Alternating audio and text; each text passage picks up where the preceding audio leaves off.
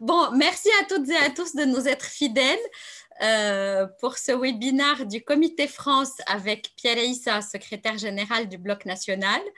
Alors, Pierre, qu'on ne présente plus, mais que je vais présenter néanmoins rapidement, est secrétaire général du parti depuis la refonte du Bloc national en février 2019. Avant ça, il a été directeur général de Sonyin, des eaux minérales, qui sont encore aujourd'hui, je crois, une des 3 eaux minérales les plus vendues au Liban. Avant ça, il a été également directeur général du domaine de Tarneyil, qui est un domaine agricole avec une ferme laitière et qui est un centre d'écotourisme sur une superficie de plus de 2 km², je crois. Après ça, il a fondé Arc-en-Ciel en 85. Arc-en-Ciel qui est une ONG connue et reconnue pour son sérieux, son efficacité et sa capacité démontrée de réinsertion des personnes qui ont été laissées à la marge de la société et qu'ils ont réussi à réinsérer jusqu'à ce qu'ils rejoignent donc le Bloc national en février. Et il y a des choses qu'on sait, des choses qu'on réalise. Et ce dont je me suis rendu compte en préparant ce webinaire, c'est que tout dans le parcours de Pierre le prédestinait à rejoindre le Bloc national. Le Bloc national dont la devise est, comme vous savez, faire un Liban prospère, vert et équitable. Alors, Sonyin, c'était prospère, vert au sens environnemental du terme, c'est de l'eau.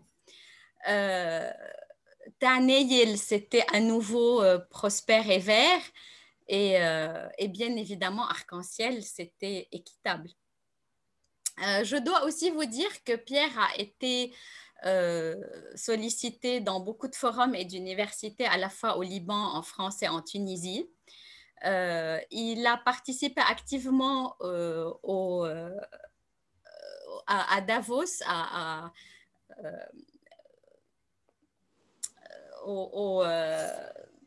en particulier en 2015, et où il a parlé devant un parterre d'économistes. Et je crois que je n'étonnerai personne ici si je dis qu'il ne s'y est pas rendu en jet prêté par un ami. Ce soir, nous allons célébrer la Saoura. Je ne sais pas si Pierre sera d'accord avec moi sur le terme de célébrer. Je sais qu'il n'aime pas beaucoup ces termes-là, mais il me semble que la Saoura a beaucoup d'acquis à son actif. Il va nous en parler. On évoquera bien sûr ensuite l'avenir de la Saoura, les perspectives de la révolution du 17 octobre. Je prendrai vos questions à la fin. N'hésitez pas à me les poser déjà par écrit comme d'habitude. J'en vois quelques-uns déjà et si j'ai la possibilité de donner la parole à certains, je n'hésiterai pas. Pierre, merci encore d'être avec nous ce soir et la parole est à toi. Merci beaucoup, Louise. Merci à vous tous d'être là. Et merci au Comité France de me recevoir. Juste une petite précision, le domaine de Taneyil dans la chronologie est venu à la fin, pas au début. C'est dans le cadre d'Arc-en-Ciel qui a fait un partenariat avec les pères jésuites, qui a pris en charge le domaine de Taneyil, dont je me suis occupé pendant quelques années. Voilà. Et bon, c'est vrai aussi pour Davos, mais j'y ai participé en tant qu'entrepreneur social. C'est les grands patrons du monde qu'il y a à Davos en général. Et moi, c'était juste dans le cadre des entrepreneurs sociaux. Bon, ça c'est la modestie de Pierre, mais c'était bien de mettre les points sur les i. Alors, la Saoura est célébrer la Saoura ou ne pas célébrer la Saoura, je ne saurais pas quoi dire parce que célébrer, c'est comme si c'était un événement, une naissance ou quelque chose. Les révolutions en général mettent du temps à grandir, à se former, etc. Et puis, entendons-nous sur cette révolution libanaise et qu'est-ce que la Saoura. Pour nous autres qui vivons ici, même ceux qui vivent ailleurs, nous pensons que la Saoura, nous, n'est pas une personne morale, n'est pas un mouvement, n'est pas un parti qui devrait avoir un cadre, une naissance. La Saoura est un état d'esprit, une sorte de ras-le-bol de la population, toute la population, qui en avait marre du système, des pratiques des partis au pouvoir, qui sont au pouvoir depuis bientôt 45 ans, 15 ans de guerre et les 30 ans d'après. C'est pratiquement les mêmes. Et les gens en avaient marre de leur pratique et de la situation. Et chacun a exprimé son ras-le-bol à sa façon. Donc la Saoura est un état d'esprit et cet état d'esprit va rester tant que les choses ne changeront pas. Maintenant, les gens réagiront différemment, s'exprimeront différemment. On s'exprime en descendant dans la rue, en écrivant, en faisant des talks, en émigrant, en aidant le Liban, etc. C'est tout ça, c'est toutes des formes d'expression de ce ras-le-bol de ce qui se passe. En fait, le ras-le-bol, il est contre quoi? Il y a un club de partis au pouvoir, le club des six, nous on l'appelle, c'est le club des partis communautaires, parce que notre système, notre régime politique est basé sur une sorte de contrat social entre communautés confessionnelles. Et ce contrat social a abouti à ce que nous voyons aujourd'hui, qui est une sorte de vétocratie, tout comme le Conseil de sécurité. C'est une vétocratie. Personne n'arrive à réellement imposer ce qu'il veut aux autres, mais chacun peut tout bloquer. Et c'est ça qui est en train de se passer.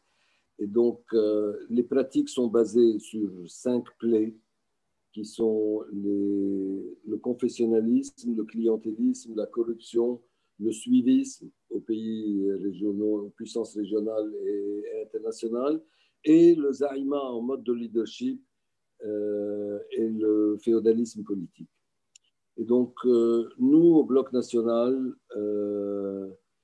nous militons et nous travaillons, et je pense que c'est ça que les gens ont exprimé dans la Saoura. Les gens voudraient que la citoyenneté l'emporte sur le confessionnalisme, l'état de droit l'emporte sur le clientélisme, l'intégrité l'emporte sur la corruption, la souveraineté sur le suivisme et la démocratie sur le zaïma en mode de leadership et le féodalisme politique. Au Bloc national, l'historique, bon, comme Louise l'a dit tout à l'heure, avec un groupe d'amis, nous avons intégré le Bloc national dernièrement, avant février 2019. La relance du bloc national a été annoncée en février 2019, mais nous avons intégré le Bloc national avant pour le relancer justement. Et nous avions constaté avoir les principes, l'historique du Bloc national, c'est qu'au niveau de la citoyenneté, c'était parfait. Et je pense que c'est le seul parti, déjà depuis les années 50, aujourd'hui on parle du mariage civil comme étant quelque chose de moderne. Le Bloc national l'avait déjà proposé en 51. Le droit de vote des femmes a été passé en 52 ou en 54, je pense, un peu après la France et un peu avant la Suisse. Donc, c'est dire que le Bloc national était tout à fait citoyen. Pour ce qui est de l'état de droit aussi, il n'est plus approuvé. L'historique légaliste du Bloc national est connu et reconnu par tous. Quant à l'intégrité plutôt que la corruption aussi, le Bloc national, dans les années 50, oui 50 je pense, fin des années 50, a fait passer la loi de Min la Kahaza, dont tout le monde parle, et dernièrement, ils l'ont remis sur le tapis au Parlement, mais jusque-là, ça n'a pas été appliqué. Quant à la souveraineté aussi, la souveraineté, le Bloc national approuvé dans les actes et dans les textes qu'il a fait passer le Hamid du Bloc national. À l'époque, il y avait encore la fonction de Hamid. Aujourd'hui, c'est un titre qui est réservé à la famille LD, mais ce n'est plus une fonction du Bloc national. Et donc, le Hamid de l'époque avait refusé même la présidence de la République parce qu'il y avait des conditions qui étaient en contradiction avec la souveraineté libanaise bien comprise. C'est pareil pour la cause palestinienne, que le Bloc national a été le premier à appuyer avant, en 1944, avant la création de l'État d'Israël. Le Bloc national a pris une position contre le projet de création de l'État d'Israël et a soutenu la cause palestinienne et continue à soutenir la cause palestinienne. Mais en 1969, quand il y a eu le projet de l'accord du Caire, le Bloc national était le seul à ne pas le signer parce que justement, ça contredisait la souveraineté libanaise bien comprise. Et donc, j'ai eu l'impression qu'en voyant le mouvement de masse qu'il y a eu le 17 octobre, c'est qu'il y a 4 millions de Libanais qui sont Bloc national, mais ils s'ignorent. Parce qu'en fait, c'est ça que les gens demandent et c'est ça que les gens réclament. À l'annonce de la relance du Bloc national en février 2019, nous avions fait un diagnostic de la situation et nous avions proposé comme solution justement un gouvernement indépendant du Club des Six. Nous l'avons répété au cours des 4 ou 5 conférences de presse que nous avons fait entre février et octobre 2019. La dernière était le 16 octobre, la veille du mouvement dans la rue. Le 16 octobre, nous avions fait une conférence de presse pour lancer un projet de loi contre l'extrême pauvreté, parce que c'était la priorité. Et nous avions encore une fois répété que la solution ne passerait que par un gouvernement indépendant du Club des Six. On y reviendra tout à l'heure. Donc, entre-temps, il y a eu ce mouvement, il y a eu plusieurs expressions à ce mouvement, comme je disais, dans la rue, des sit-ins, des mouvements. C'était une révolution extrêmement riche et créatrice. On a comparé un peu au mouvement des Gilets jaunes. Il y a beaucoup d'entre vous qui sont en ce moment en France. Et au Liban, ça foisonnait de vidéos, de chansons, d'expressions artistiques, de peintures, de caricatures, d'initiatives différentes, alors que je n'ai pas vu une seule chanson aux Gilets jaunes. Peut-être que je suis loin, qu'il y en a eu quelques-unes, mais je pense que la révolution libanaise a été particulièrement productrice et créatrice en ce sens. Maintenant, elle a réalisé beaucoup de choses. J'ai fait un petit pense-bête là devant moi, comme par exemple la démission de 3 premiers ministres et 2 gouvernements, l'élection d'un bâtonnier indépendant, alors que ça fait 45 ans que le Club des Six a phagocyté, a envahi tout l'espace public et phagocyté toutes les institutions constitutionnelles et les autres, même les corps constitués, les corps intermédiaires, comme les ordres, les syndicats, ils ont tout phagocyté. C'est pour ça d'ailleurs que le 17 octobre, c'était un mouvement social et on n'a pas vu une seule fois la Fédération ouvrière s'exprimer. C'est parce que la Fédération ouvrière est à la solde du Club des Six. Et donc, ils ont phagocyté, ils tiennent bien tout ça, surtout qu'ils ont et le pouvoir législatif et le pouvoir exécutif, et sécuritaire, et judiciaire, et les armes légales et les armes illégales, l'argent propre et l'argent sale, l'argent de l'intérieur et de l'extérieur. Ils ont vraiment tous les moyens, et donc plus personne ne pouvait s'exprimer. Et donc, on a quand même réussi l'élection d'un bâtonnier indépendant à l'ordre des avocats. Il y a eu l'impossibilité du Parlement de voter une loi d'amnistie générale, comme celle qu'ils avaient fait après la guerre, où ils se sont auto-amnistiés. Et là, ils étaient à 2 doigts aussi de faire une entourloupe pour, encore une fois, s'amnistier de tout ce qu'ils avaient fait, notamment au niveau des finances publiques. La Saoura aussi a empêché les hommes publics qui étaient des demi-dieux et qui arrêtaient la circulation chaque fois qu'ils devaient se déplacer, même pour un déplacement privé.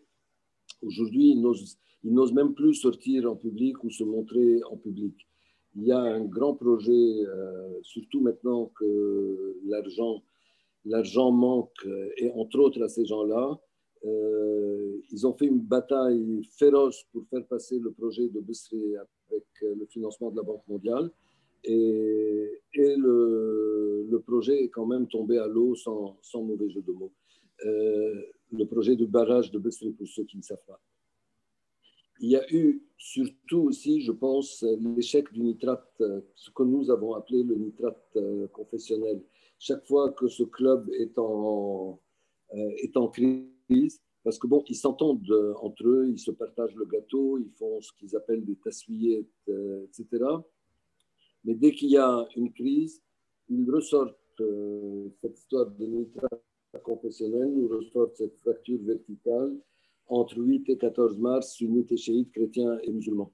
Et même ça ne marche plus tellement. Et ils sont obligés de faire beaucoup d'efforts pour remonter leurs troupes qui sont en train de se réduire comme peau de chagrin, leurs troupes. Et donc, il y a aussi quand même un paradoxe. Le Parlement et le peuple, qui est la source de tous les pouvoirs, etc., est devenu aujourd'hui une forteresse. Ils l'ont transformé. Il y a plusieurs niveaux de défense de ce Parlement et c'est un comble dans une démocratie. Il y a eu une répression féroce et malgré cette répression féroce où ils tirent à balles réelles, à chevrotines et autres, les jeunes ne reculent pas.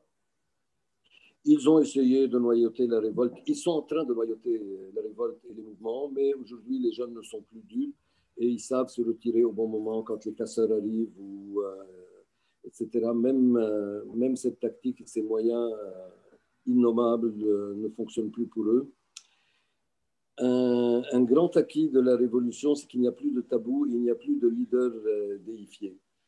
Avant, d'ailleurs même au Bloc national, et c'est ça que la réforme du Bloc national a réussi avant sa relance, c'est que nous n'avons plus de leader déifié. Même au Bloc national, c'était un peu comme ça, c'est la seule des plaies dont souffrait le Bloc national, c'est qu'il y a Dieu et juste en dessous, il y a le leader. Donc il y a juste en dessous Raymond Edde. Peut-être que pour Raymond Edde, c'est justifié, encore que ce n'est jamais justifié de défier un leader.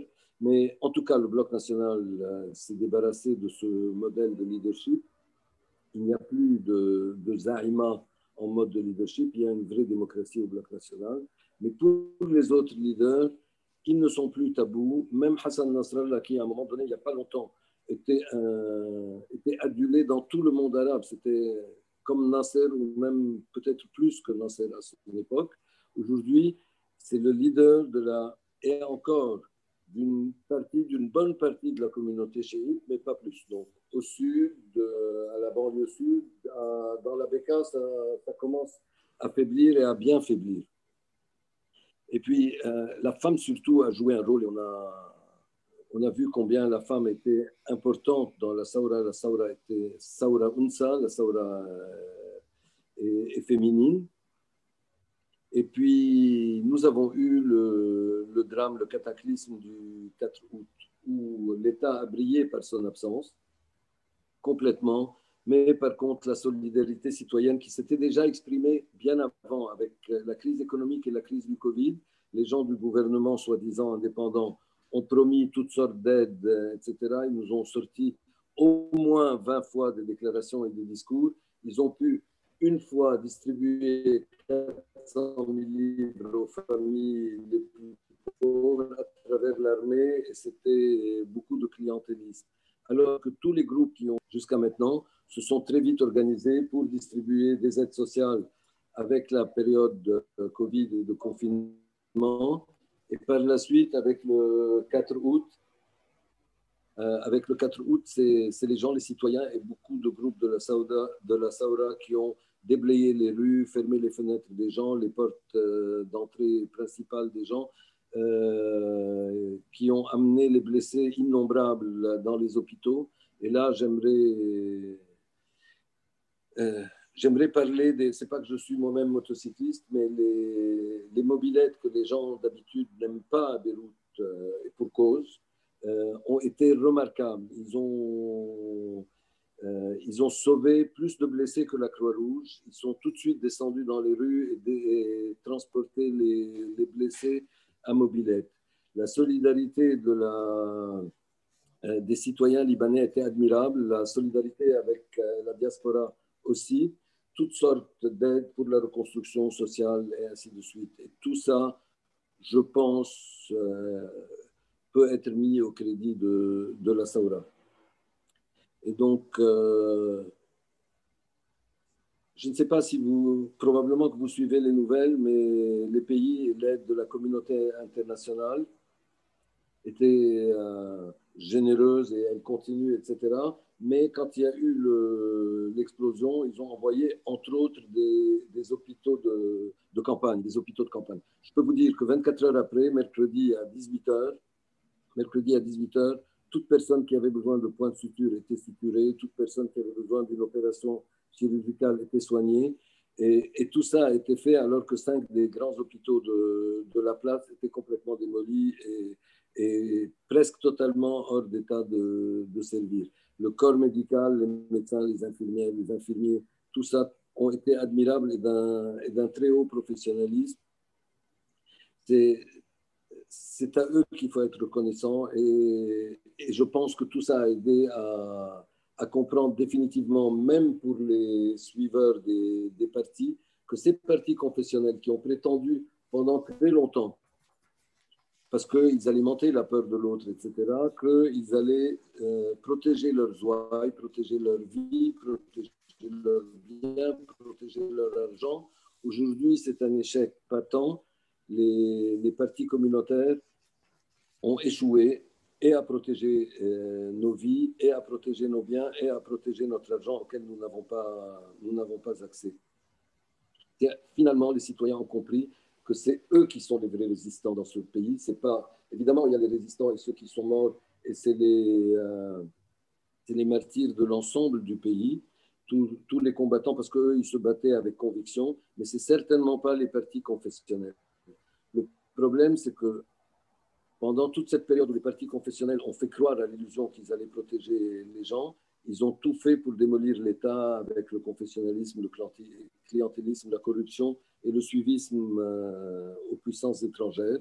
Et donc, tout est à refaire. Mais quand on voit de quoi est capable le citoyen libanais, qu'il soit au Liban ou dans la diaspora, il y a beaucoup d'espoir dans la renaissance d'un vrai parti. Je vais terminer d'un vrai pays et de la vraie Suisse du Moyen-Orient. Je vais terminer juste par une petite référence à la Révolution et à la révolte. Comme dit le poète dans sa chanson, l'avenir dépend des révolutionnaires et se moque bien des petits révoltés. Et donc, on se révolte contre les tenants d'un système pour les débouter et les remplacer par d'autres tenants du même système. Les révolutionnaires sont ceux qui veulent changer le système, complètement changer le système. Or, quand on change de système, il y a 3 étapes par lesquelles on passe. L'intelligence, la mesure de l'intelligence, l'IQ. L'IQ est mesuré à la capacité de survie. La capacité de survie est la vraie mesure de l'IQ. Et quand l'intelligence a le choix entre la conformité ou la vérité, en général, il choisit toujours la conformité. Et c'est une chose qui remonte à l'homme du Cro-Magnon ou à l'ère glaciaire, quand les hommes vivaient en horde de peur de se faire manger par les bêtes sauvages. Et quand il y en avait un et donc on suit toujours la horde, on est conforme et on suit la horde, même si on voit que la vérité est ailleurs. Et quand de temps en temps il y en a un qui veut quitter la horde parce qu'il voit que la vérité est ailleurs et qu'il est assez intelligent pour échapper aux bêtes sauvages, il ne le fait pas parce que même en échappant aux bêtes sauvages, étant seul, il ne va pas procréer, donc il va mourir. Et donc, ça remonte à très loin, cet atavisme. quand de temps en temps des accidents de parcours arrivent et qu'on le fait quand même, et qu'on ne suit pas la conformité, qu'on essaye de changer les choses et de tout chambouler, on passe par 3 étapes. D'abord, on est perçu comme étant ridicule, parce que, bon, on est complètement à contresens. Deuxième étape, on est perçu comme dangereux parce que le système commence à changer. Et troisièmement, on devient perçu comme évident parce que le système a changé. Je pense qu'aujourd'hui, le mouvement, et d'ailleurs, c'était une façon pour les partis, ils ont essayé de ridiculiser le mouvement. Ils ont dit que c'était une kermesse, et qu'on chantait, que c'était des DJ, qu'on dessinait sur les murs, etc. Donc, si c'était violent, ils se plaignaient. Si c'était créatif, ils se plaignaient, etc. Ils essayaient de ridiculiser de toutes les façons. Aujourd'hui, je pense que ce mouvement est passé de la phase de ridicule à la phase de dangereux parce que le système commence à changer et les tenants du système sentent qu'il y a un risque que le système va changer et c'est pour ça qu'ils deviennent encore plus violents dans la répression. Mais oui, excuse-moi, vas-y. Oui, tu veux encore parler des acquis ou tu passes à la suite? Non? Je te laisse finir. Oui, je pense que pour les acquis, c'est bon. Maintenant, l'entrée pour... Alors, j'aimerais te poser une question avant de parler des perspectives, parce que j'ai bien compris qu'on était au milieu dans la phase du changement et donc celle dans laquelle on fait peur aux autres. Et néanmoins, les gens sont déprimés. Ils n'ont plus envie d'aller de l'avant. Les jeunes, surtout, sont découragés parce qu'ils ont l'impression d'avoir beaucoup donné et ils n'ont pas l'impression d'avoir obtenu quelque chose en dépit de tous les acquis qui sont réels et qui sont indéniables. Ils ont l'impression que leur vie au quotidien n'a pas changé et ils ne voient pas le moment où ça va changer. Donc, qu'est-ce qu'on peut leur dire pour leur donner de l'espoir qui soit réel et pour éviter ce découragement qui est en train de gagner? Alors, d'abord, ce n'est pas une impression qu'on a et ce n'est pas une impression que les jeunes ont ou que les gens ont. Il y a une réalité. Il y a une réalité. Non seulement leur situation ne s'est pas améliorée, elle s'est beaucoup détériorée. Ils ont toutes les bonnes raisons d'être déprimés, d'être révoltés, d'être déçus, etc. Ils ont toutes les bonnes raisons. Ils n'ont plus d'argent. Enfin, on ne va pas redécrire la situation catastrophique dans laquelle nous sommes. Donc moi, je pense que ce n'est pas une impression, c'est une réalité. Mais c'est à notre corps défendant que nous sommes obligés de constater cette réalité. Mais et je comprends les jeunes qui, aujourd'hui, à l'ère des réseaux sociaux et des nouvelles technologies, etc., on a des réponses immédiates. On a des réponses immédiates et on s'est habitué à avoir des réponses immédiates. Et les jeunes ont tendance, à cause de ça, s'ils n'ont pas obtenu tout ce qu'ils voulaient, c'est comme s'ils avaient tout perdu. Ce n'est pas vrai et on ne peut pas demander à la population, à toute la population, de conceptualiser tout le mouvement de changement en profondeur qui est en train de se passer dans le pays lui-même et dans le pays dans le cadre de l'ensemble de la région. On ne peut pas demander à tout le monde de pouvoir percevoir et conceptualiser tout ça. Parce qu'encore une fois, je répète que la Saoura, c'est un état d'esprit, c'est un ras-le-bol chez la population, toute la population. Il y a de l'extrême nord à l'extrême sud, de la côte jusqu'à la Beka, jusqu'à l'extrême Beka nord-est. Il y a les vieux, il y a les jeunes, il y a les riches, il y a les pauvres, il y a les gens de tendance de droite, tendance de gauche, il y a ceux qui aiment les armes de la résistance, ceux qui détestent les armes de la résistance. Tout le monde, c'est toute la population.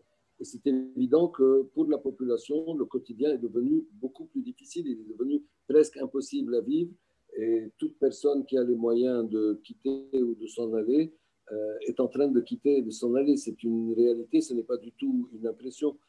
Maintenant, bon, c'est un passage obligé, je dirais, mais on ne lâche pas le morceau et on va finir par y arriver.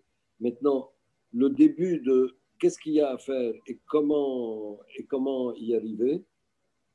J'aimerais rappeler une chose que je dis toujours, que c'est Dr Ahmad Baidoun qui nous l'a dit, hein, des talks au Bloc national. Oui.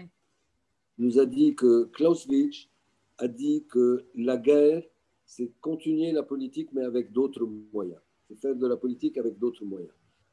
Depuis le temps où on a transformé les seigneurs de guerre qui se sont auto-amnistiés, on a transformé les seigneurs de la guerre en leaders politiques, avec des pratiques de MICI, etc., d'Union nationale et tout le reste. Dr Ahmad Baidoun a dit, contrairement à ce que disait Clausewitz, faire de la politique au Liban depuis Taïf, c'est continuer la guerre, mais avec d'autres moyens. Et donc, il faut absolument commencer d'abord par un gouvernement indépendant du Club des Six. Ça veut dire sans le Hezbollah, sans le Courant du Futur, sans les forces libanaises, sans le PSP, sans le mouvement Amal et sans le CPL. Et si on arrive à obtenir un gouvernement sans ces 6 acteurs, ce ne serait pas la fin du monde, ce serait la fin de la guerre et le début de la reconstruction, la vraie reconstruction. D'abord, reconstruire un État pour être capable de protéger tous ses citoyens et reconstruire le pays. Voilà. Donc, ce qu'il faudrait faire avant même des élections, parce que dans le monde en général, et particulièrement au Liban, et contrairement à ce qu'on pense et à ce que ça devrait être, c'est le pouvoir en place qui fait le Parlement, et ce n'est pas l'inverse, ce n'est pas du Parlement qu'on obtient un pouvoir. Comme disait Staline, ce qui compte, ce n'est pas ceux qui votent, mais ceux qui comptent les voix. Ne serait-ce que même dans la plus grande démocratie du monde, aux États-Unis, on voit quel niveau atteignent les dépenses des campagnes électorales. Et là, dernièrement aussi, je lisais qu'avec Corona et les votes par mail, M. Trump essayait de fermer quelques bureaux du USPS pour ne pas faciliter cette démarche.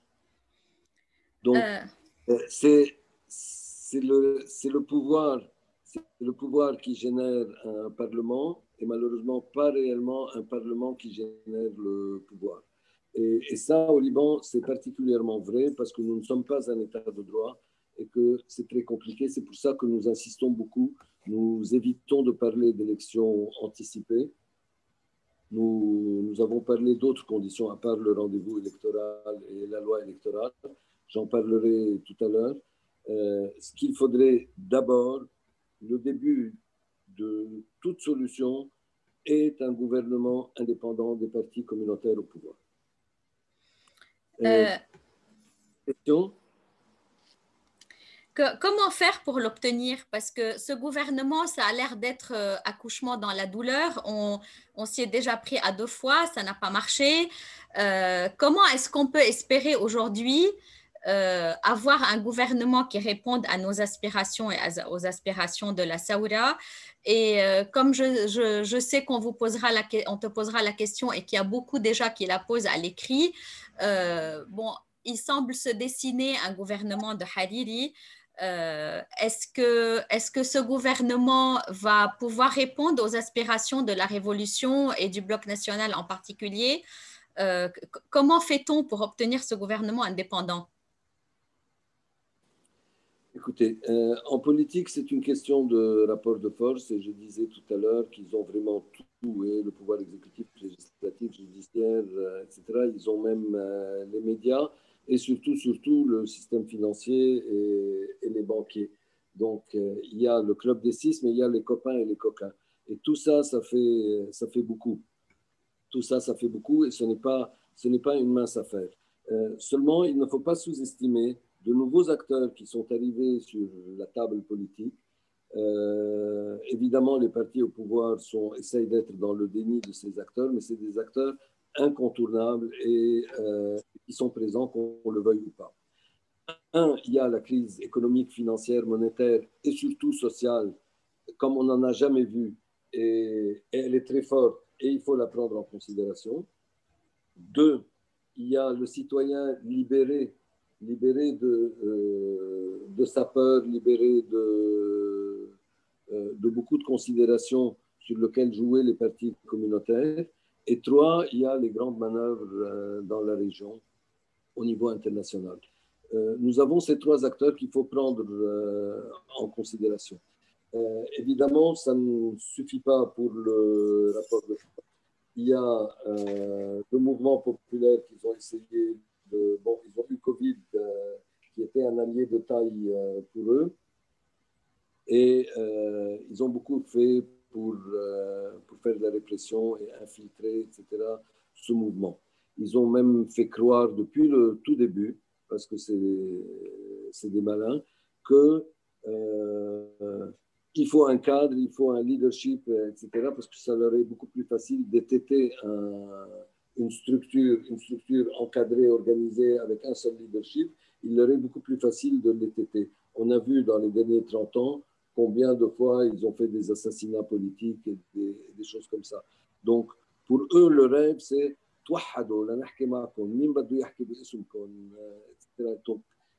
qui va vous représenter, qui parle en votre nom et tout. Depuis le tout début de la Saoura jusqu'à maintenant, ils n'arrêtent pas à essayer de... Or, une des richesses de ce mouvement, comme de la société libanaise, c'est justement sa diversité.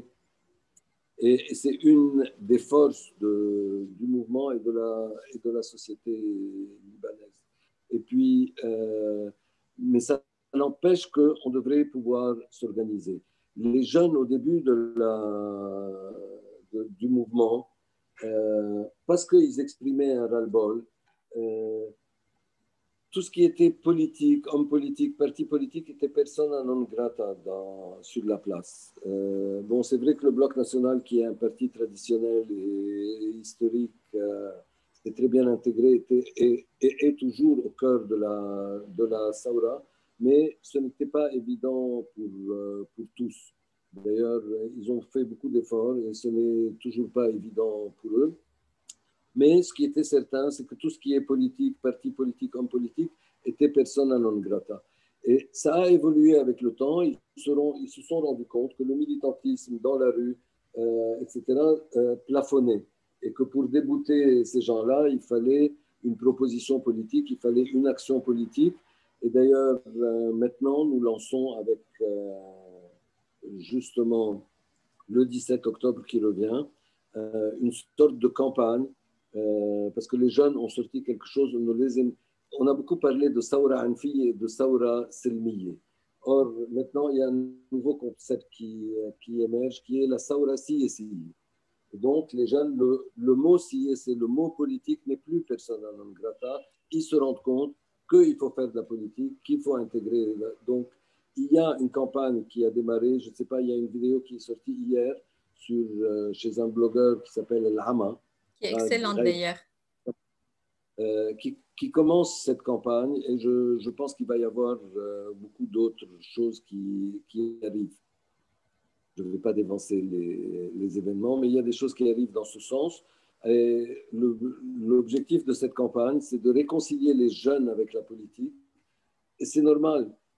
Dans la tête des gens, la politique est synonyme de guerre, de tuerie, de corruption, de vol, etc. Et donc, c'est normal que les gens n'aiment pas la politique. Mais encore une fois, s'il y a 6 mauvais médecins, il ne faut pas arrêter d'étudier médecine.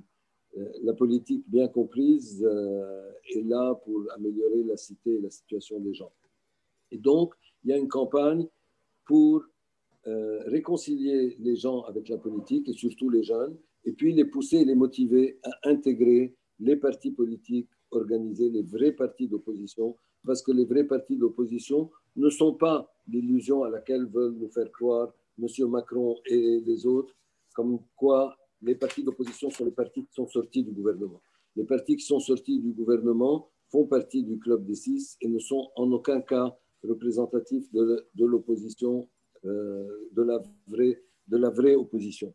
Donc, ceci dit, les jeunes et les groupes de jeunes, parce qu'ils se sont beaucoup organisés, il y a des centaines de mouvements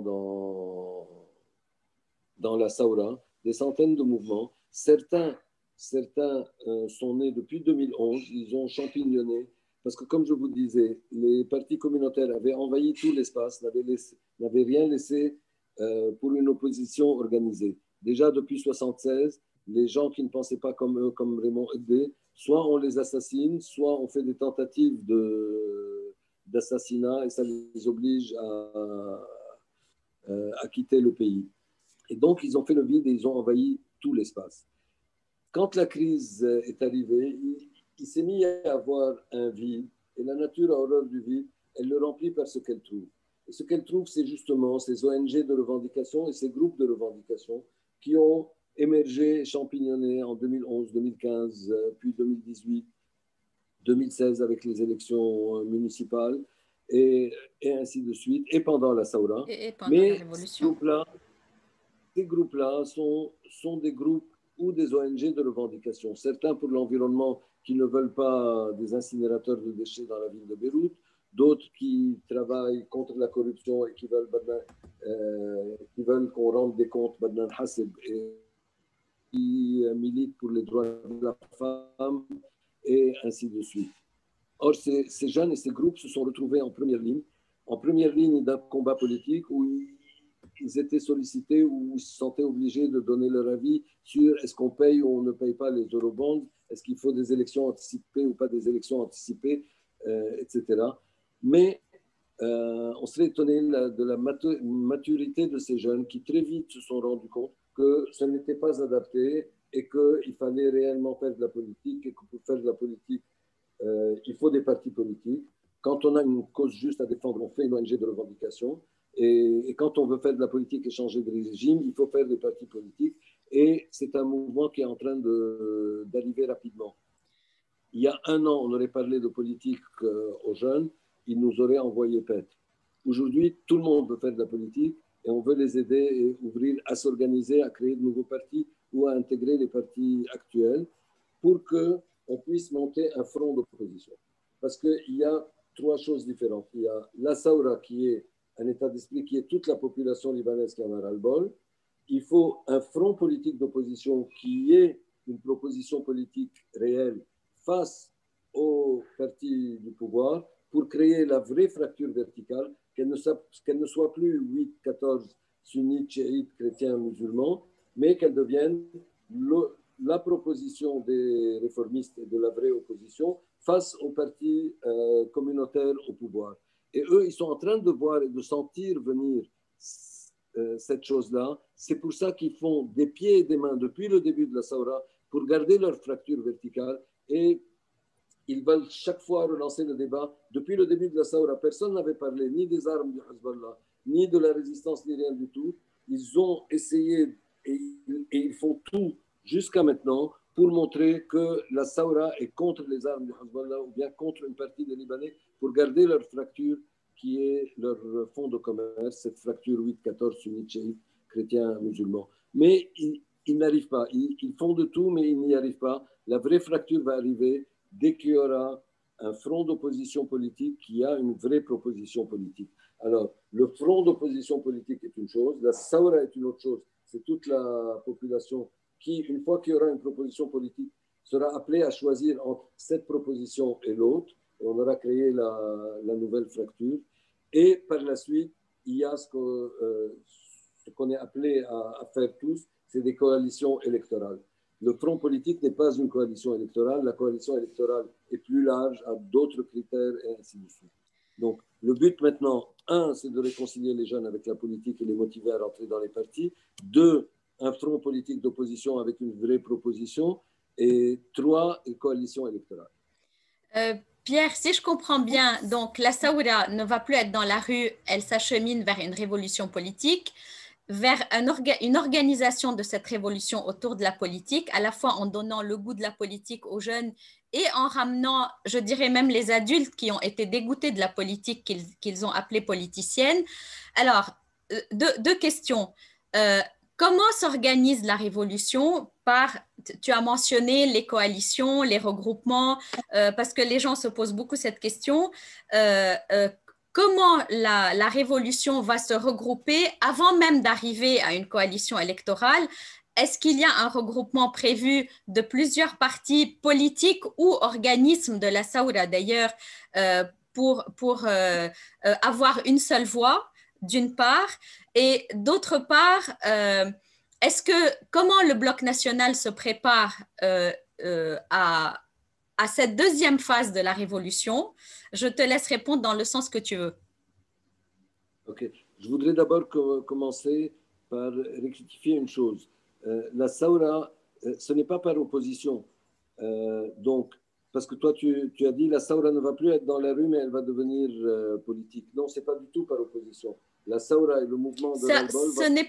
Pardon, je précise ma question, ce n'est pas une opposition, c'est une évolution. Parce qu'il oui. y a deux raisons pour lesquelles on ne peut plus être dans la rue. D'abord, le corona, que l'État libanais, il use et abuse du corona. Et puis aussi parce qu'on a vu que la rue seule n'est peut-être pas suffisante pour aboutir à des revendications plus pratiques. Elle n'est peut-être pas suffisante, mais elle est quand même nécessaire. Elle est quand même on est d'accord. Et donc, ce qui est surtout nécessaire, c'est de garder la diversité et la liberté d'expression pour ce ras-le-bol. Et donc, il y a des gens qui se sont exprimés en se suicidant, d'autres qui se sont exprimés en faisant des sit-ins ou en attaquant ou en empêchant les voitures de passer. Chacun exprime comme il veut et donc la Saoura et ce mouvement, cette expression du ras-le-bol va continuer et dans l'art et dans la rue, etc. Et en plus, il est en train d'évoluer et ajouter un moyen en plus qui est le moyen politique qui, au début de la Saoura, et à cause du ras-le-bol, était persona non grata. Aujourd'hui, au contraire, c'est devenu un des moyens privilégiés pour continuer la Saoura. Mais en aucun cas, les différents types d'expression de ce ras-le-bol et de ce mouvement ne vont s'opposer. Au contraire, ils vont continuer. On est en train de voir. Et il y a beaucoup de gens qui produisent des écrits, il y a beaucoup de réunions, beaucoup de discussions, des formats différents, des vidéos, etc. C'est en train de s'exprimer de mille et une façons et c'est très sain et il faut que ça continue comme ça. Même la solidarité en fait partie.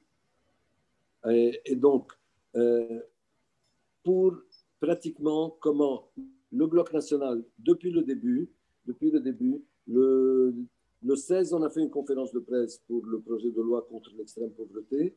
Le 17, il y a eu le premier mouvement, nous étions dans la rue. Le 18, nous avons fait une vidéo que nous avons diffusée pour dire à tous nos amis, à tous les partisans, à tous les sympathisants de participer, mais de participer en tant que citoyen et pas en tant que parti politique, parce que c'est une révolution et un mouvement citoyen. Ça n'empêche pas les partis politiques de continuer à faire leur travail de parti politique et les ONG comme Arc-en-Ciel ou autres de continuer à faire leur travail.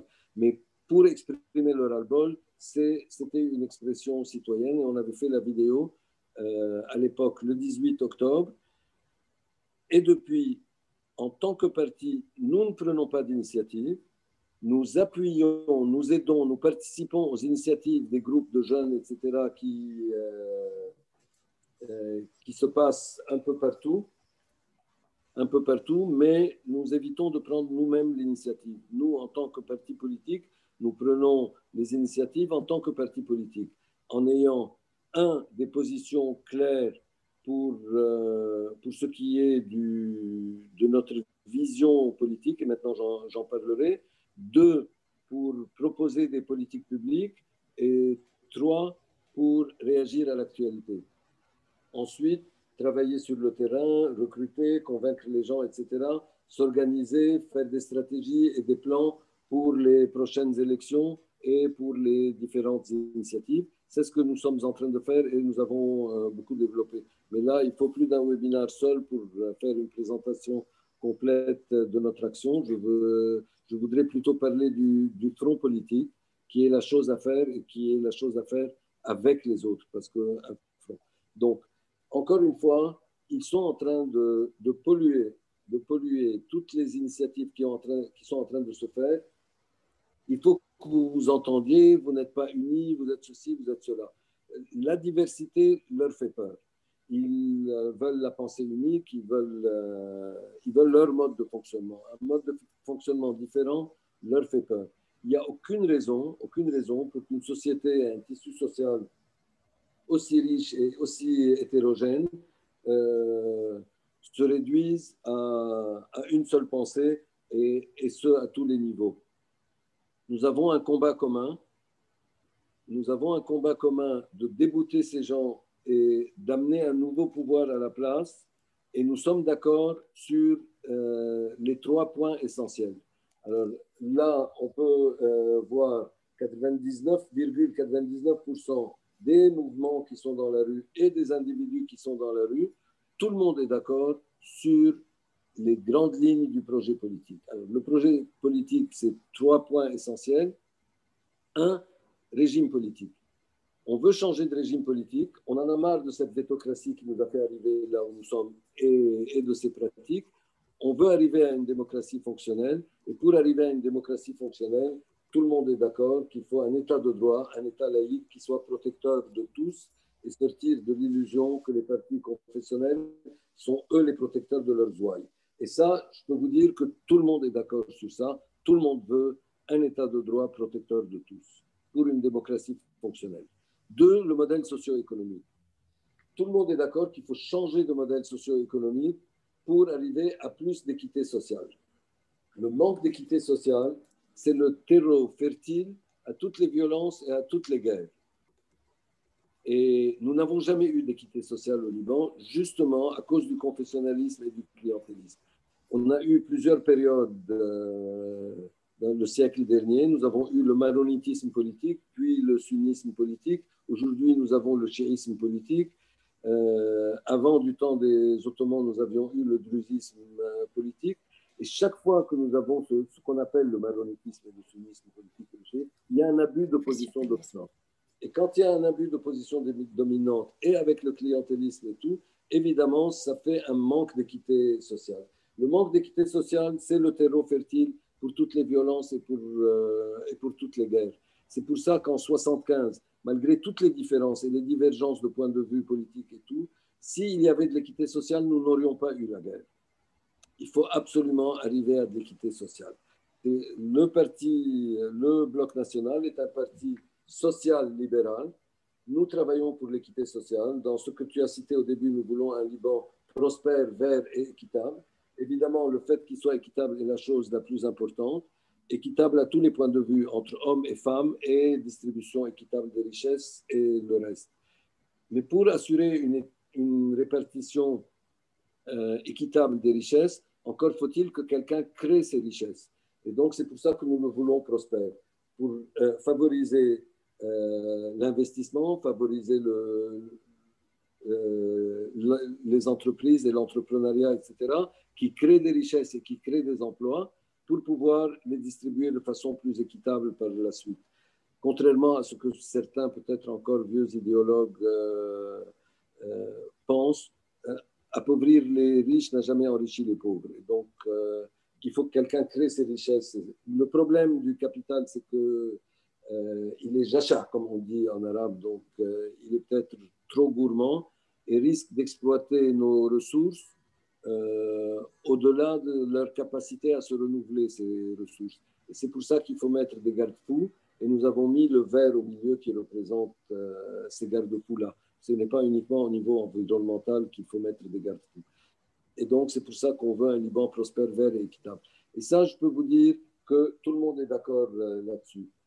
Même les libéraux et les néolibéraux sont d'accord là-dessus. Ils ont peur, évidemment, que ça aille trop à gauche et qu'on ne soit plus libéraux, etc.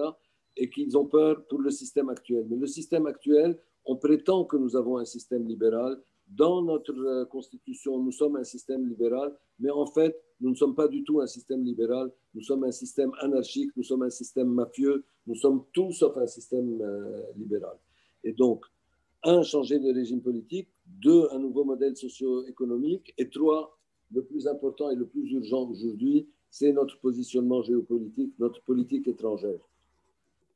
Ils nous ont fait croire, pendant les dernières décennies, que la souveraineté est antinomique avec la stabilité. il y a les fous, soi-disant, de la souveraineté, même s'ils sont suivistes et qu'ils dépendent de pays, de puissances régionales.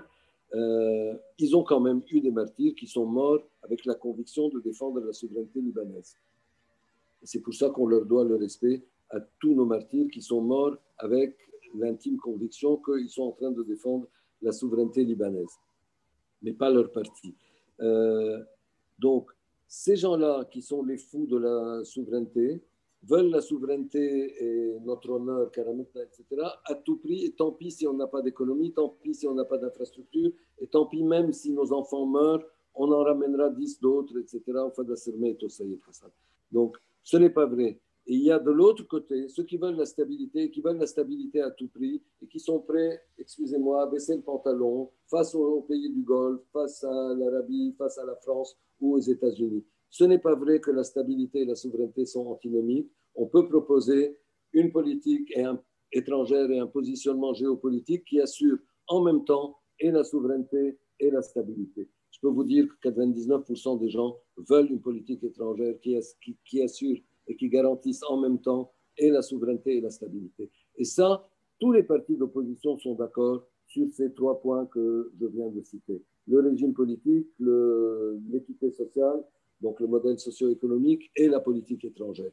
Maintenant, là où il y a probablement des divergences, et c'est tant mieux parce que ça enrichit le débat, les idées, etc., c'est comment arriver à cette équité sociale, quel modèle de fiscalité on va choisir, etc. C'est inutile aujourd'hui d'en débattre parce que nous sommes des voix qui crions dans le désert.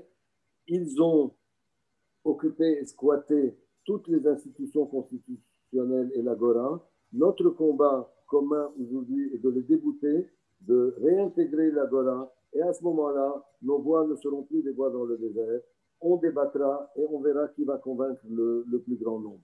Je voudrais là juste préciser quelque chose, c'est que dans les pays en général, dans le monde, les pays qui ont un tissu socio-culturel hétérogène comme le nôtre et riche sont en général plus riches et plus forts que les autres.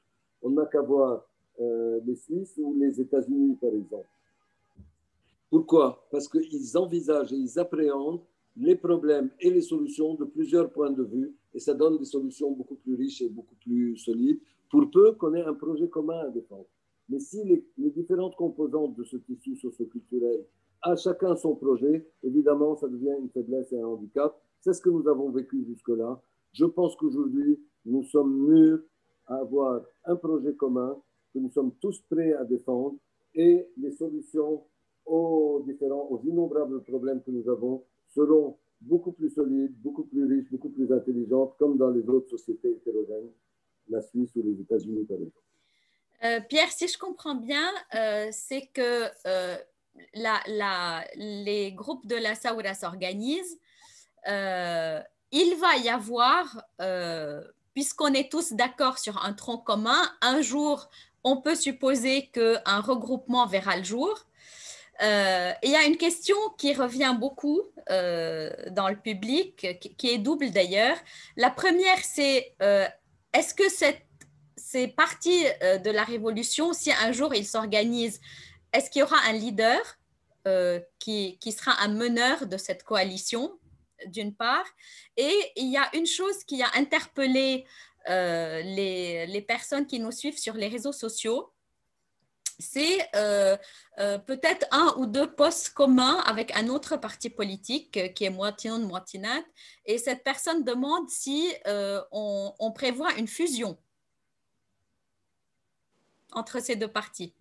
Alors, je suis désolé, j'ai raté une partie de ce que tu me disais parce qu'il y a eu des... Oui, il y a des coupures, je sais. Quelle est la partie que tu as eue? J'ai eu après, est-ce qu'il va y avoir... Bon, je fais vite. Bon, les groupes de la Révolution sont d'accord sur un tronc commun. Un jour, probablement, tout le monde l'espère, il y aura sinon une coalition, un regroupement de tous les partis et des groupes de la Révolution. Est-ce qu'il y aura un leader, un meneur de ce regroupement, premièrement? Deuxièmement, ce qui a surpris certaines des personnes qui nous suivent sur les réseaux sociaux, c'est qu'il y a eu des postes communs sur nos réseaux sociaux avec un autre parti politique qui est Mouatinoun Mouatinat.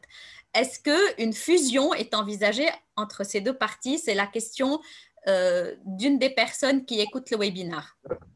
Déjà, pour la première partie, ce que je peux vous dire, c'est que depuis plusieurs mois, il y a plusieurs groupes et plusieurs initiatives de plusieurs partis ou groupements politiques. Maintenant, ce que je vous disais à un moment, c'est que pendant 45 ans, ils ont envahi l'espace et il n'y a eu aucun espace pour une opposition organisée. La majorité des groupes sont des petits groupes. Ce n'est pas vraiment des partis politiques. Et faire de l'opposition politique et monter un front d'opposition politique, il y a quand même un minimum de requis. Il faudrait déjà, parce qu'un front d'opposition, c'est quoi? Un front d'opposition, il prétend se présenter comme étant une alternative crédible. Or, une alternative crédible pour qui? Crédible, un, pour l'opinion publique, deux, pour la communauté internationale, et trois, pour le club des six qui sont les tenants du pouvoir aujourd'hui. Il faut être crédible pour ces trois. Et pour être crédible pour l'opinion publique, c'est 5 millions de Libanais. L'opinion publique, ce n'est pas les 200 groupes qui sont actifs sur les places.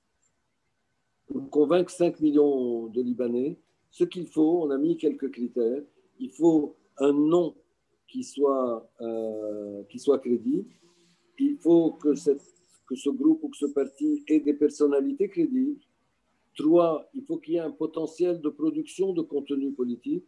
Et quand je dis contenu politique, j'entends 3 choses. 1, quand on dit régime politique, changer le régime politique, etc., c'est un mot valise. Qu'est-ce qu'on met dedans, ce changement de régime politique? Qu'est-ce qu'on met dedans, démocratie fonctionnelle ou état de droit? Qu'est-ce que c'est? Donc, il faut être capable de produire ça, un modèle socio-économique ou autre. 2, il faut être capable de produire des politiques publiques. Quelle politique pour les transports, quelle politique pour l'environnement, quelle politique pour l'énergie, et ainsi de suite. Et 3, contenu politique, ça veut dire réagir à l'actualité. Macron arrive, comment on réagit? Il y a des sanctions américaines, comment on réagit? Il y a une explosion au port, comment on réagit, etc. 4, il faudrait avoir une structure et une structure démocratique, parce que si on prétend monter un pays démocratique et militer pour un pays démocratique, il faut déjà soi-même être démocratique avec des règlements intérieurs et tout ce qu'il faut pour que la structure fonctionne. 5, ce qui est très important, il faut avoir des moyens financiers pour être immunisé contre le chant des sirènes ou les pressions de partis extérieurs. Quand je dis partis extérieurs, ça peut être un pays étranger ou un des partis au pouvoir qui peuvent venir choisir un groupe qui commence à devenir dangereux en lui disant « vous faites très bien et vous avez les mêmes idées que nous, etc. C'est dommage que vous n'ayez pas plus de moyens. On vous aligne un gros chèque et on peut travailler ensemble. » Et donc, il faut avoir des moyens financiers. Et 6, il faut avoir une base populaire minimale pour pouvoir. Et quand on a vu tout ça, ça ne fait pas beaucoup de monde. Donc, c'est important de regrouper en petites coalitions tous ces petits groupes pour qu'ensemble, ils puissent avoir tout ça à la fois, tous ces critères à la fois. Et donc, et nous sommes en train de faire ça, et nous faisons partie de plusieurs coalitions, nous, le Bloc national, avec plusieurs groupes et mouvements et ainsi de suite, justement pour qu'ils aient les moyens de pouvoir faire partie d'un front politique d'opposition. Donc, il y a eu plusieurs initiatives et puis plusieurs regroupements. Et aujourd'hui, nous avons fait des positions communes avec Mouatinoun Mouatinat. Nous avons un partenariat avec Mouatinoun Mouatinat qui est plus organisé que d'autres, qui est capable de produire du contenu politique, qui a quand même quelques heures de vol, si je peux m'exprimer ainsi. Ils ont déjà fait plusieurs campagnes électorales. Et nous sommes pourtant assez différents. Nous sommes d'accord sur beaucoup de choses, mais nous sommes assez différents et nous prenons cette différence comme un facteur de richesse et de force. Et si nous étions tout à fait pareils, d'abord, on serait moins fort, et deuxièmement, on serait un même parti. Donc, il n'est pas question de fusionner avec Mouatinoun, mais de travailler main dans la main avec eux et avec d'autres pour constituer un front politique d'opposition. Bon, Pierre, j'ai beaucoup de questions. Je vais essayer de les regrouper par thème. On va revenir à la première revendication de la Révolution et du Bloc national en particulier, qui était un gouvernement d'indépendants. Il y a plusieurs journalistes qui nous ont fait l'amitié d'être présents et d'écouter le webinaire. Je ne sais pas s'ils sont tous là. Il y avait une question d'un journaliste du Point qui demandait comment se fait-il qu'un an après, c'est-à-dire avec, on ne va pas dire l'anniversaire de la Révolution, mais donc un an après avoir fait démissionner Hariri en tant que Premier ministre, il soit à nouveau pressenti pour devenir Premier ministre?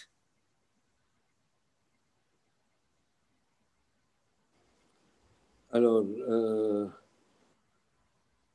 je vais te dire, il est peut-être pressenti pour être Premier ministre, mais je ne sais pas s'il va redevenir Premier ministre. C'est pour ça que j'ai dit pressenti.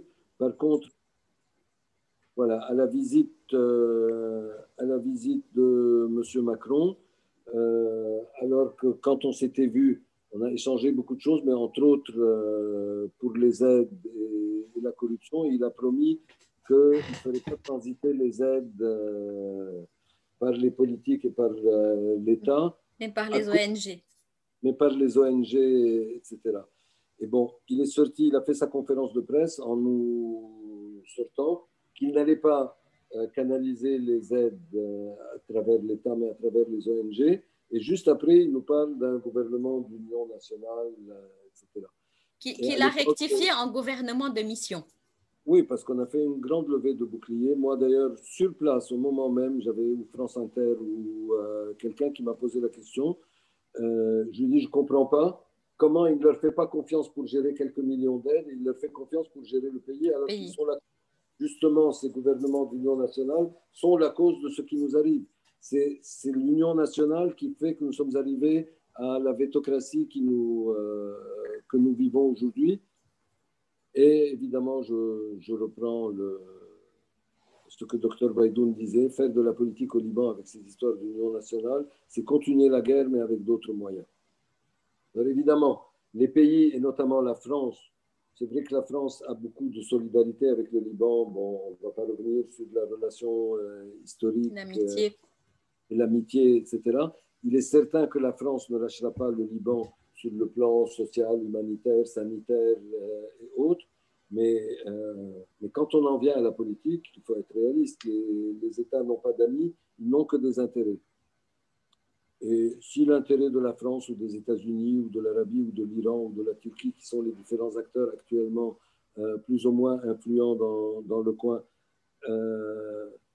c'est que ces mêmes seigneurs de la guerre reviennent sur la place, ou bien que Hariri revienne sur la place ou autres, on ne peut pas les empêcher d'essayer. Mais ils ne peuvent pas nous empêcher de les empêcher de réussir. Bon, donc je devine la réponse à ma deuxième question complémentaire, mais qui revient aussi beaucoup. C'est, admettons que Hariri revienne en tant que Premier ministre, mais donc revienne au pouvoir. Est-ce qu'on rejette en bloc ce qu'il va d'emblée proposer, ou est-ce qu'on lui laisse une chance? Non, aucune chance. Même si je devine la réponse.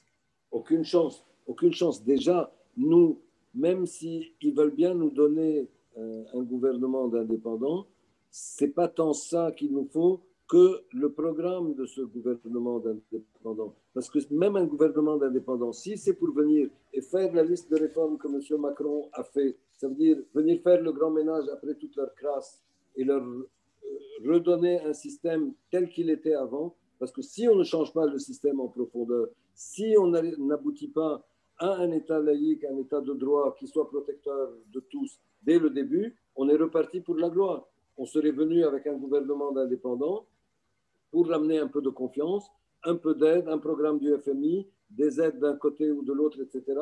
Faire le grand ménage après toute la crasse qu'ils ont laissée, et c'est comme si on leur redonnait une nouvelle vie et qu'ils repartent de plus belle. Donc, nous, en tant que bloc national, et je pense aussi Mouatinoun, Mouatinat, ce que nous voulons, c'est un gouvernement de transition. De transition, ça veut dire de passer d'un régime à un autre régime politique pour ne plus retomber dans les mêmes choses. On ne veut pas quelqu'un qui vienne nettoyer les écuries d'Augias et ouvrir la porte à ceux qui nous ont mis dans cet état de nouveau pour qu'ils rentrent sur un truc assaini. Pas du tout. Ce qui est important, c'est un gouvernement de transition, pas nécessairement un gouvernement d'indépendants, parce qu'eux ne vont pas faire de la transition, mais que la mission de ce gouvernement soit de faire la transition, pour empêcher le retour du modèle qui nous a fait arriver là où nous sommes. Il y a beaucoup de questions qui reviennent sur le Hezbollah. Comment traiter avec une partie qui est plus forte que les autres, appelons ça comme ça, et tout le monde devine comment elle est plus forte que les autres, qui a donc la possibilité d'imposer. C'est sûr que les Libanais et les partis politiques que tu as cités tous, aucun d'eux n'a été souverain, mais quand il y a un parti qui avoue clairement être soutenu par un État étranger, comment discuter avec lui d'intérêts nationaux? C'est inviter un État étranger à la table des négociations. Bon, écoute, j'ai dit au début, le Hezbollah aujourd'hui est certainement beaucoup plus faible qu'il y a quelques années. Il y a quelques années, Hassan Nasrallah était un leader panarabe dans le monde islamique aussi important que Nasser, sinon plus. Aujourd'hui, c'est en train de se réduire comme peau de chagrin et bientôt il sera perçu comme un chef de quartier. Je pense que c'est en train de se faire tout seul. Ce qu'il faut savoir, j'ai parlé des acteurs qui sont sur la table politique aujourd'hui et qui sont très importants, qui sont la crise économique, financière, monétaire et sociale surtout, qui est bien présente. Le dollar est à 8 000 et à 9 000. Il est à 8 000 et à 9 000 pour tout le monde. Il n'est pas à 8 000 et à 9 000 pour les uns et à 1 500 pour les autres. Il est à ce prix-là pour tout le monde. La crise économique, tout le monde en pâtit et tout le monde en souffre. Ils n'ont pas plus d'heures de courant que les autres, les gens qui appuient le Hezbollah, etc. Les armes du Hezbollah, on en a aujourd'hui la preuve. Elles sont, ça veut dire que c'est par excès ou par défaut. Donc, on dit qu'elles sont par défaut par rapport à l'extérieur. Elles sont insuffisantes pour faire la guerre à Israël et elles sont trop importantes pour l'intérieur. Et comme maintenant nous parlons de l'intérieur et de la réforme à l'intérieur, les armes du Hezbollah sont surdimensionnées, sont sous-dimensionnées à l'échelle régionale et surdimensionnées à l'échelle locale. Il y a un adage libanais qui dit Zayed Khayen Na'is. Ça veut dire que ce qui est surdimensionné, c'est le frère du mot. Comme si on n'avait pas. Exactement, de ce qui est sous-dimensionné. Et je pense que le Hezbollah est en train de souffrir de ça et qu'ils sont en pleine crise. Il faut faire attention et eux sont en train d'essayer de mener les gens à les agresser en direct et c'est une erreur stratégique et c'est une erreur que nous vivons depuis 2005, depuis qu'il y a cette fracture 8 et 14 mars. Il faut savoir que le Hezbollah a plusieurs forces. C'est vrai que c'est le plus fort, le plus structuré, le plus organisé, celui qui a le plus de moyens. Si on veut évaluer sa force tient, à ses armes, à son organisation, à ses moyens financiers et à ses relations privilégiées avec l'Iran. Mais ces 4 éléments réunis représentent à peine 25% de sa force. 75% de sa puissance, c'est ce qu'on appelle la bi'a al-hadmi, ça veut dire sa base populaire. Or, sa base populaire, en fonction de la société, de la situation socio-économique, elle s'éloigne de lui. Si la situation socio-économique est bien, elle s'éloigne, et si la situation socio-économique est mauvaise, aussi la base s'éloigne. Maintenant, comme il y a un lien avec tout ce qu'on leur a inventé, l'honneur qu'on a récupéré, etc. Et tout, nous avons subi le féminisme politique, le maronitisme politique, etc. Aujourd'hui, c'est c'est à nous et c'est notre tour et c'est notre honneur et les armes nous protègent, etc. Donc, quand on attaque en direct le Hezbollah et les armes du Hezbollah, ça ramène sa base vers lui, qui est l'essentiel de sa puissance. Or, lui, avant ça, il avait, si je peux m'exprimer ainsi, 3 laisses pour les tenir. Il avait, pardon, j'ai pas. Il avait 3 laisses pour ramener oui. sa base. D'accord. Donc, la première laisse était idéologique. Il y a Rabb al-Alamin, il y a Dieu, ensuite le Mahdi al-Muntazar qu'on attend, le Messie, et en attendant, il y a le Amir al-Zamen qui est le Wali al-Faqih, et ensuite il y a le Sayyid Hassan, et ensuite il y a les écoles du Mahdi. Or, les études et leurs études de leur centre de recherche ont montré que ça, les nouvelles technologies et les réseaux sociaux et les smartphones, entre l'âge de 10 et 14 ans, est beaucoup plus fort que toutes les écoles catholiques et les écoles du Mahdi réunies. Et donc, cette laisse qui faisait 1 mètre, qu'il suffisait de tirer comme ça pour les ramener, elle a aujourd'hui 15 mètres de long. Et donc, il doit faire beaucoup plus d'efforts pour l'utiliser et ramener leur base sur ce discours idéologique. La deuxième laisse est une laisse de la cause sacrée. Laquelle cause sacrée, c'est la libération de la Palestine et notamment Jérusalem. Or, aussi, depuis 2006, tous ceux qui avaient 12 ans et moins en 2006 et tous ceux qui sont nés à partir de 2006 n'ont jamais entendu parler de cette cause sacrée, ni de la Palestine, ni de Jérusalem. Ils ont entendu qu'on se battait contre des sunnites en Syrie, en Irak, au Yémen et autres. Encore une fois, cette laisse qui avait 1 mètre de long et qui suffisait de tirer un peu, aujourd'hui elle a 15 mètres et ils ont besoin de faire beaucoup plus d'efforts pour qu'elle soit efficace. La troisième et dernière laisse, c'était nous sommes les opprimés, nous sommes les déshérités parce que tous les autres sont des corrompus.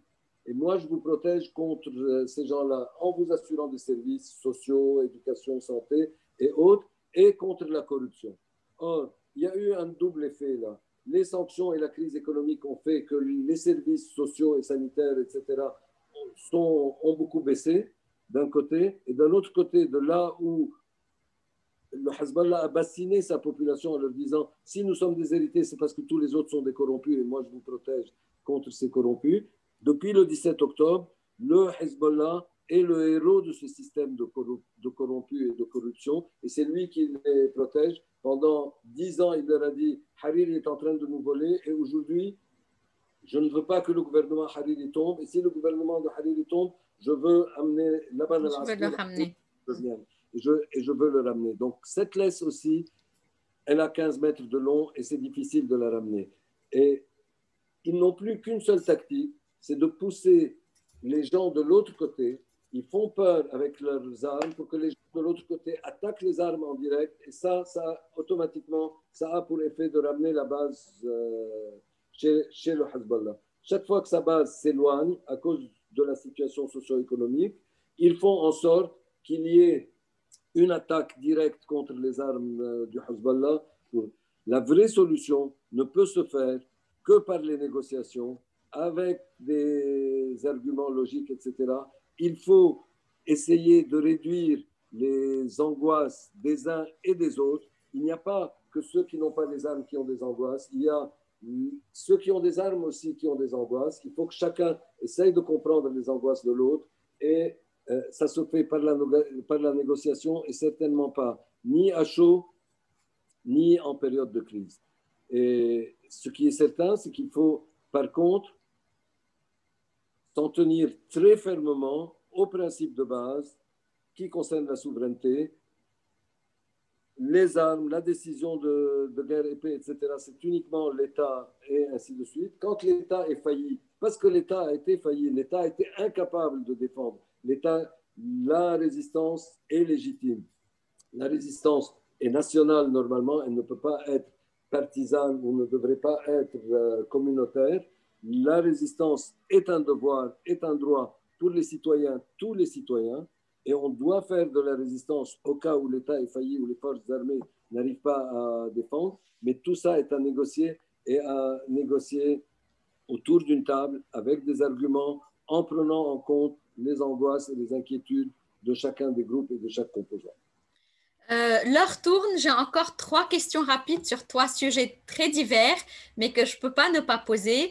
La diaspora nombreuse, on le sait, beaucoup plus que les Libanais habitant au Liban, n'a jamais été aussi proche du Liban et elle ne demande qu'à agir, elle est très mobilisée. Comment peut-elle agir autrement que dans l'humanitaire? Quel est le maillon qui peut faire qu'on la rattache au Liban pour aider toutes ces personnes qui sont vraiment sur le terrain qui font ou de la politique ou qui sont des activistes sur le terrain. Quel est le maillon qui fait qu'on peut rapprocher cette diaspora autrement que par des aides humanitaires?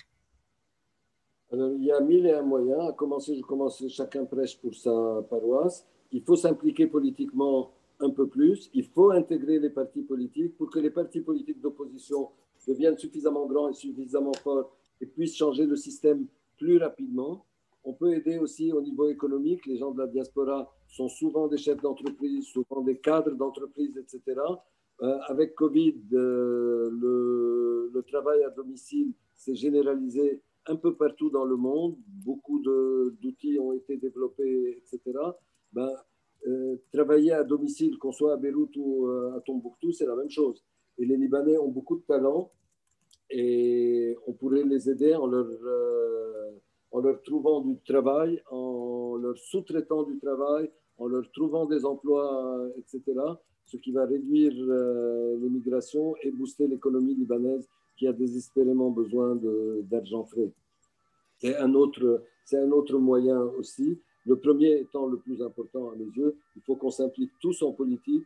On ne peut pas se plaindre, aider de temps en temps, etc. Il faut qu'on s'implique en politique, qu'on intègre les partis politiques d'opposition et qu'on puisse accélérer le mouvement de réforme.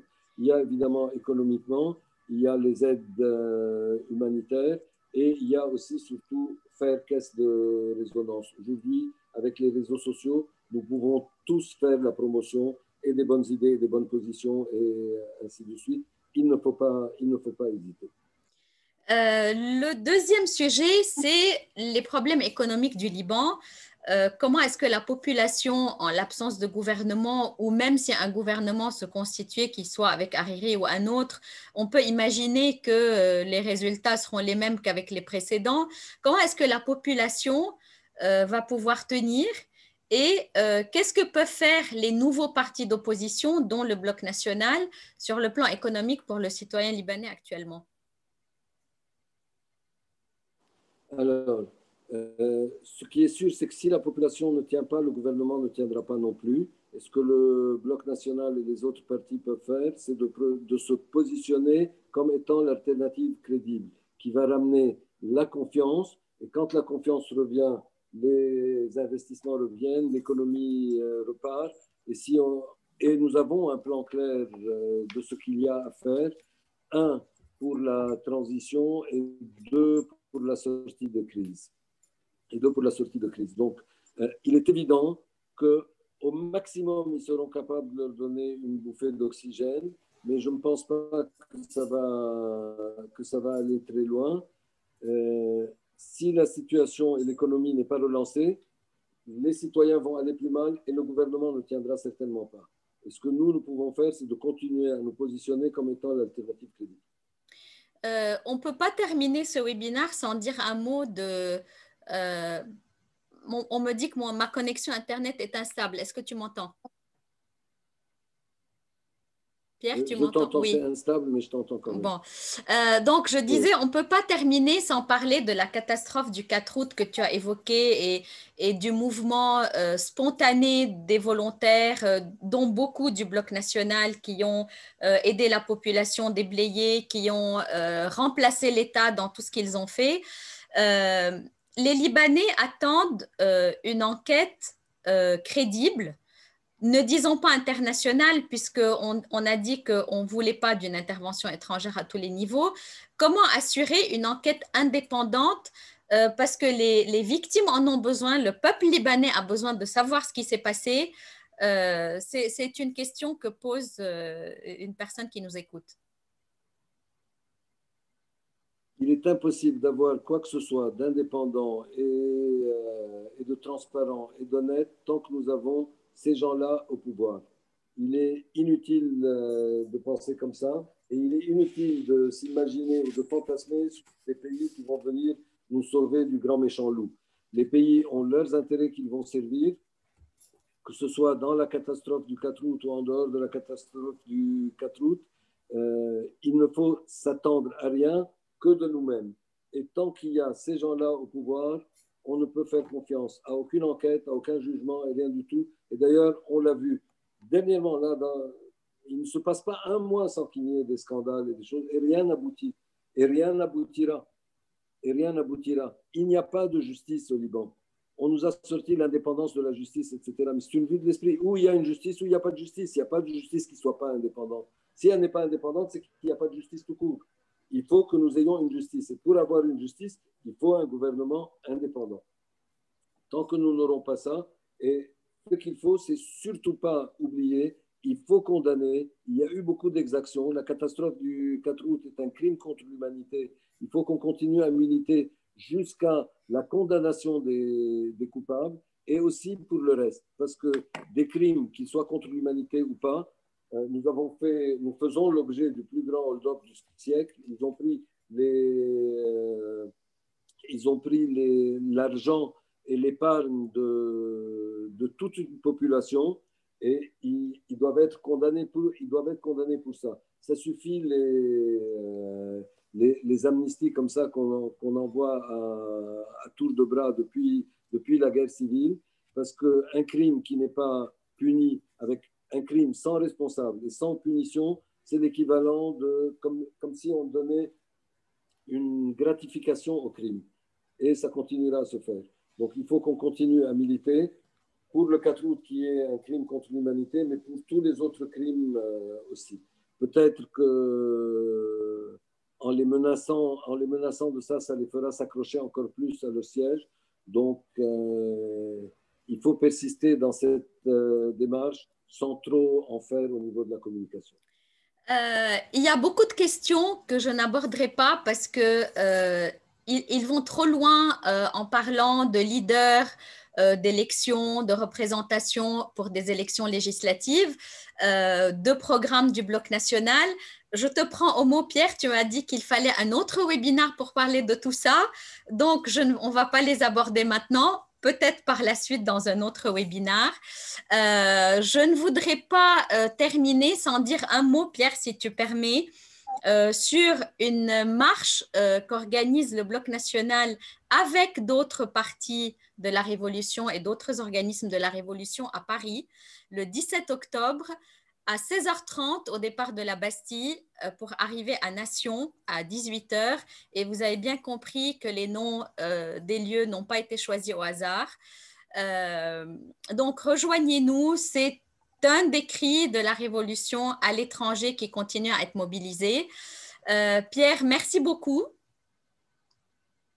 de nous avoir accordé ce webinaire. Merci à vous de votre patience, de votre intérêt, et on fera autant de webinaires qu'il le faudra pour parler et des élections, et du programme de sortie de crise, et du programme de transition, ce qu'il faut. J'espère que tu réserves.